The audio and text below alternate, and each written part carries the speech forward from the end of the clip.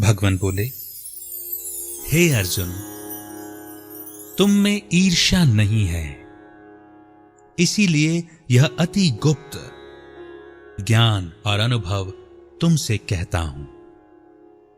यह ज्ञान सभी विद्याओं में श्रेष्ठ, गोपनीयों में गुप्त तथा पवित्र, उत्तम, प्रत्यक्ष फल वाला और धर्म युक्त है। साधन करने में बड़ा सुगम और नष्ट नहीं होता। इस धर्म पर जो श्रद्धा नहीं रखते वे मुझे नहीं पाते हैं और इस मृत्यु युक्त संसार में बार बार लौटते हैं। मैं अव्यक्त हूं, व्यक्त नहीं होता, और मैंने ही ये जगत प्रकट किया है।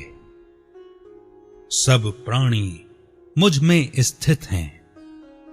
सभी जीव कल्प के अंत में मेरी प्रकृति में आ मिलते हैं और कल्प के आरंभ में उनको फिर उत्पन्न करता हूं।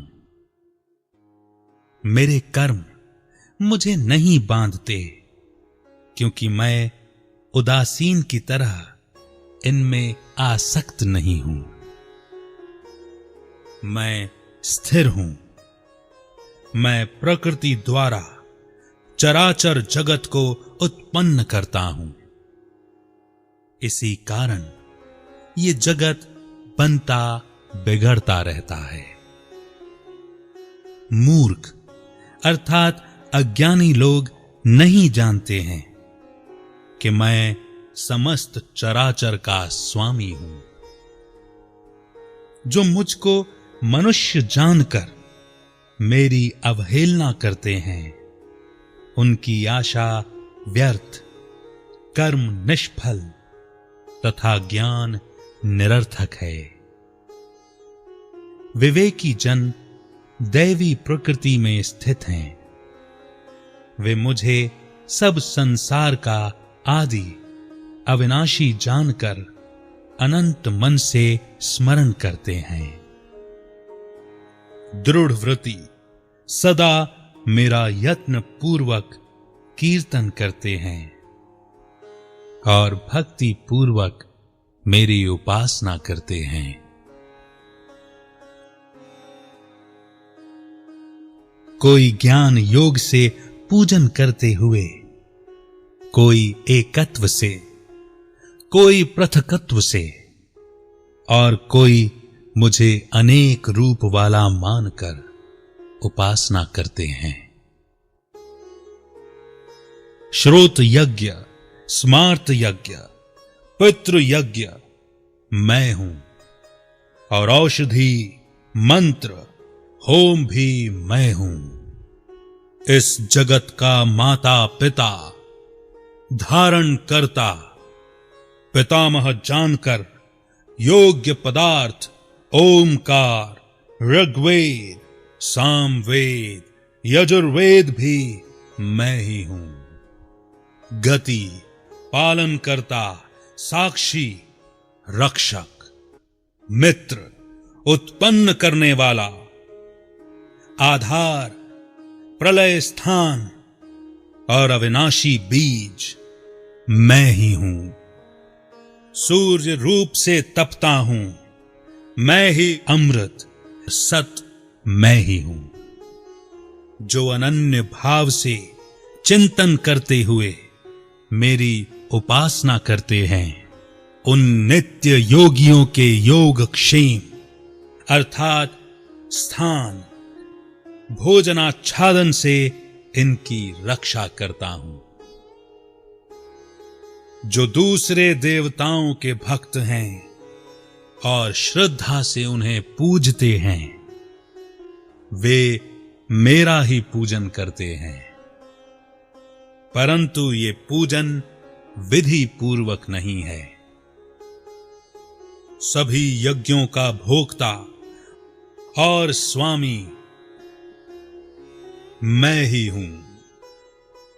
जो मेरे इस व्रत को नहीं जानते हैं, वे आवागमन से नहीं छूटते हैं। देवताओं को पूजने वाले देवलोक को, पितरों के पूजक पितृलोक को तथा यज्ञादिकों के पुजारी यज्ञलोक को जाते हैं, और मेरा पूजन करने वाले मुझे प्राप्त होते हैं।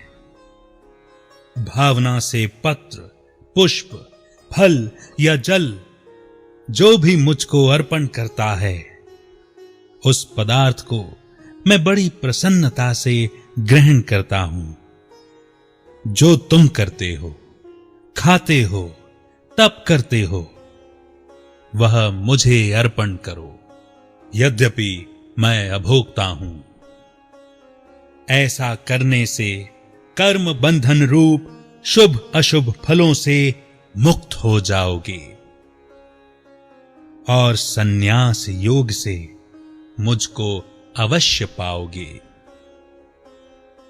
मैं समस्त भूत के समान हूं, न मुझे कोई अप्रिय है न प्रिय। जो कोई मुझको भक्ति भाव से स्मरण करता है, वह मुझ में है। यदि कोई दुराचारी भी हो और अनन्य भाव से मेरा भजन करे, उसको मैं साधु अर्थात साधना करने वाला ही मानता हूं, क्योंकि उसने उत्तम मार्ग ग्रहण किया है। वह शीघ्र ही धर्मात्मा हो जाता है और चिरस्थायी शांति को पाता है। यह निश्चय जानो कि मेरा भक्त कभी नाश को प्राप्त नहीं होता। मेरा आश्रय पाकर नीच कुल में उत्पन्न स्त्रियां, वैश्य और शूद्र भी उत्तम गति को पाते हैं। जो पुण्यवान भक्त, राजऋषि और ब्राह्मण हैं, उनकी तो बात ही क्या है। अतः इस नाशवान और दुख भरे संसार में जन्म पाकर तुम मेरा ही स्मरण करो और मुझ में ही मन लगाकर मेरे भक्त बन जाओ। फिर मुझे नमस्कार कर मुझ में ही लौ लगाए रहकर मेरे ही प्रेम में लीन हो जाओगे।